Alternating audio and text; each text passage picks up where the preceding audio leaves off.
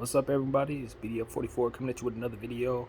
Just got through watching the Milwaukee Bucks Game 7 versus the Brooklyn Nets, and the Bucks won the game in overtime. It was a slim, close battle, just like I predicted. I said it would be either a 5-point difference or within 5 points, and I don't think the spread got further than 5 points the entire game. It was one for the ages. Things that I said needed to happen happened, and it still wasn't enough for the Nets. You had James Harden shooting over 14 shots, which I said needed to happen. I said that Kevin Durant would go for 45 in one of these games. He went for like 49, maybe even more. I don't know what he ended with. And it still just wasn't enough. The Bucks did what they needed to do, and to be honest with you, they battled just as hard as the Nets. It wasn't like either team walks away with their head down or high, because it was a shootout. It was a battle. It was a war, the whole series. And you got to take your hats off to the Brooklyn Nets, even though they were undermanned completely. James Harden came back, fought hard. Guys fought through some slumps, but they still managed to have a chance to win this series down the stretch. After all of that, Jeff Green, Blake Griffin shooting woes. Ups and downs. It was just a lot going on with the Brooklyn Nets, and ultimately they just did not win a game. It just simply came down to winning a overtime. You can't say that they ran out of gas or anything like that. They had a chance to win, and they just weren't able to get the victory. The Bucks did a little more, just a little more. And I'll tell you this, the Bucks were not a flawless bunch. There was a stretch in that game where their offense looked so bad, I didn't understand how the game was close. The only reason why the Brooklyn Nets weren't able to win that game is because they didn't have Kyrie Irving and James Harden at full capacity. Because if those guys were out there, this series would have been over a long time ago. The Bucks had enough to beat the Nets if the Nets have only James Harden at half mass and Kevin Durant at full strength. It's just like I read today, and just like I've been saying as well. It's gonna be who's healthy, ultimately, who can find their way through the drudgery of these playoffs, because the best teams are gone. The teams that you would consider the best teams in this league are all gone. The Nets, the Lakers, they're out of here. They didn't make it through the playoffs, and that's telling. It really is.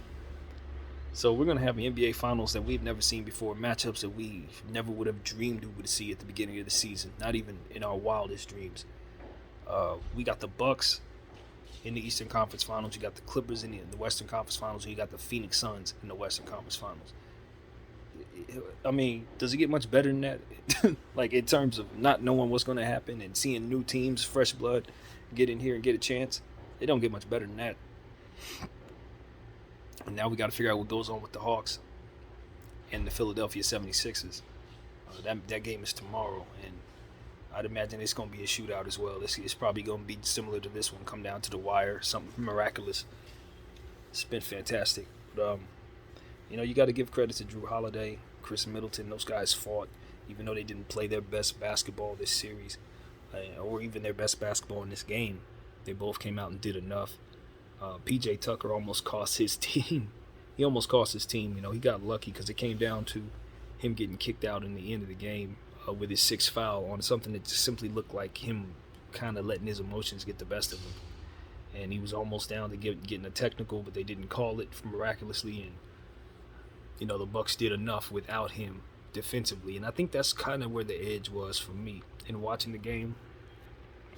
Neither team was playing amazing offensively, though KD was put on a masterful performance in spite of that. It wasn't like the flow of the offense was really what was telling the story. It was who was getting stops and when. And the Bucks were able to get key stops, even though they didn't rebound the ball as well as I wanted to see them rebound the ball, particularly at the start of overtime. What they did do was just get key rebounds when they needed to, key stops, hit free throws in key moments, things like that they were able to get just a little bit of an edge on the Brooklyn Nets. Even though they both turned the ball over, it seemed like the Bucks were able to capitalize on those turnovers that they forced. a little more than Nets were. I'll say this though, like I said, they're a flawed bunch. The Bucks were not great in the open court. They had opportunities, and it just seemed like they were coughing the ball up. The Nets were doing a great job of getting their hands in there and kind of reaching in and stripping the ball away from guys. So you could definitely see the effort on both sides. It was no question about whether or not the intensity of a Game 7 was met by both teams. You could definitely tell they were ready to go.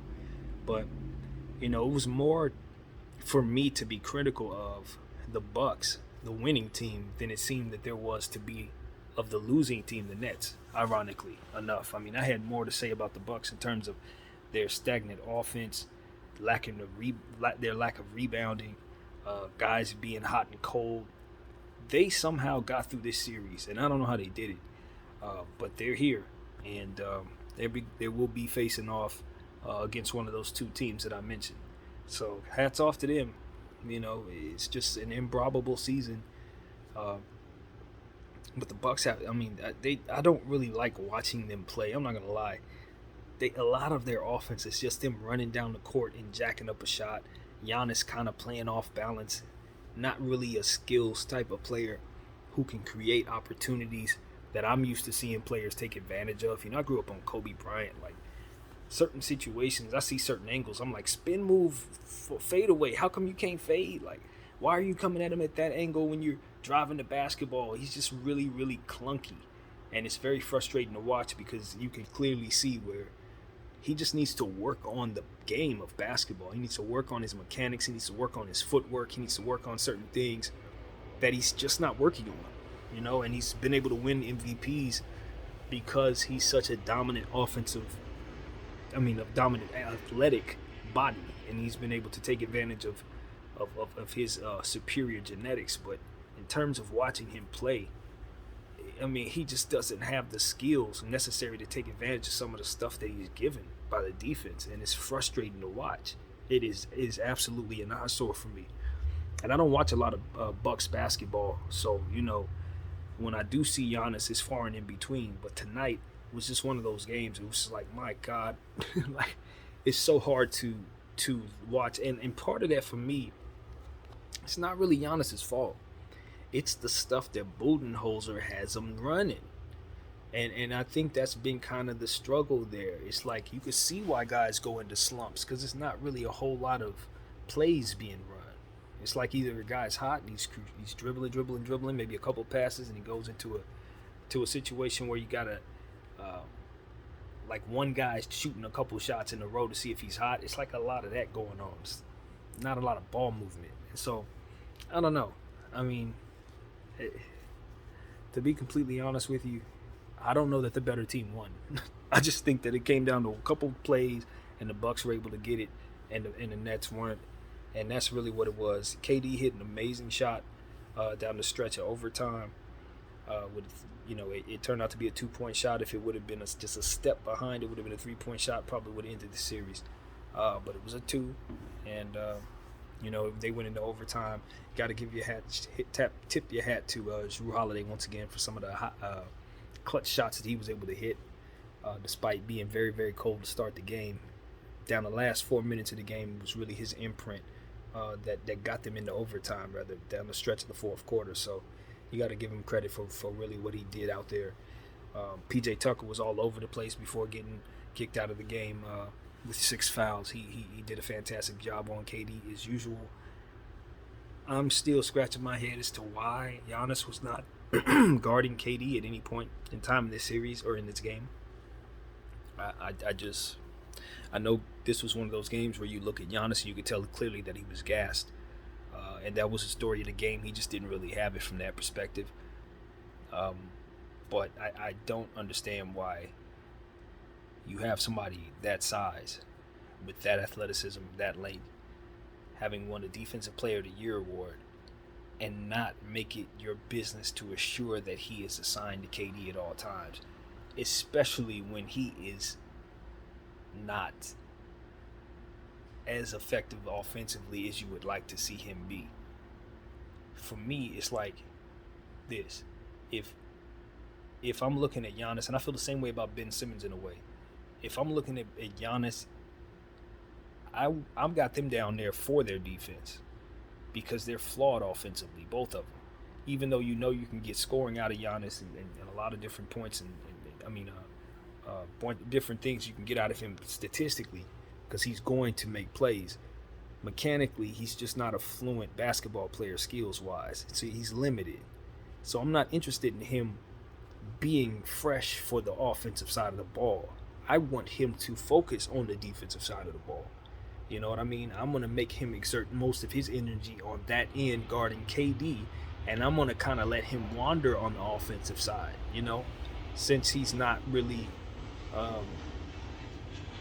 as fluent of an offensive player, as he is effective on the defensive end. And see, I think that's what Budenholzer is kind of taking the opposite approach. It's like, okay, we want him good for the offense, so we don't want him kind of running around chasing KD if he gets beat too many times. Maybe that's bad for his psyche or something. I don't know. But for me, it's like, nah, you match up body for body. You're blessed to have a player with the body type that can guard KD. It would behoove you to take advantage of that. Just about every team in the league would have KD being guarded by Giannis. It's one of the reasons why a lot of teams would want to pick up Giannis. It would be for that purpose. So I just don't know what the Bucks are doing there, but it worked. So kudos to them.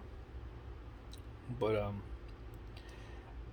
it's going to be interesting because I look at the Philadelphia 76ers.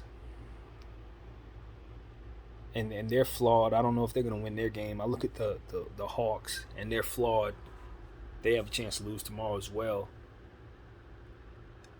Every team in the Eastern Conference that's left is flawed. I don't really love all three of those teams. I don't know who's going to the finals in the East, I guess is what I'm saying to you. There's no one favored at all. Now that the Nets are out of the way, it's just who's going to beat who. It could be anybody doing anything. So at this point, I'm like, all right, well, may the best team win. It's not. First of all, let's get through Game 7. We'll see what happens with the Hawks and the Sixers, and I'll make my predictions from there. But I can tell you guys, I've never seen a playoff like this. In my almost 27 years of watching basketball, I have never, ever been this just confused about who's gonna win, uncertain about who's gonna have the edge. And I'm happy about it. I think the NBA should feel good about this, to be honest. Maybe not how we got to this point with all these injuries, but that we're here, yeah, it's the best thing. It's the best thing for the league. We don't need super teams. We'd rather this. This is more fun. So, yeah, that's what I got, man. Congratulations to all the Bucks fans. You're back in the Eastern Conference Finals. After having some lackluster playoff over the last, 3-4 years, just getting knocked out in the second round in really forgettable fashion. Finally got to the Eastern Conference Finals. And what can I say, man? It's been a hell of a series. I was completely wrong about that series. I thought it was going to go 4 games with the Nets sweeping, and they ended up getting knocked off in 7. So, yeah, that's what can I say, man. Bucks move on. My name is BDF44. Thank you guys for watching. I'm out.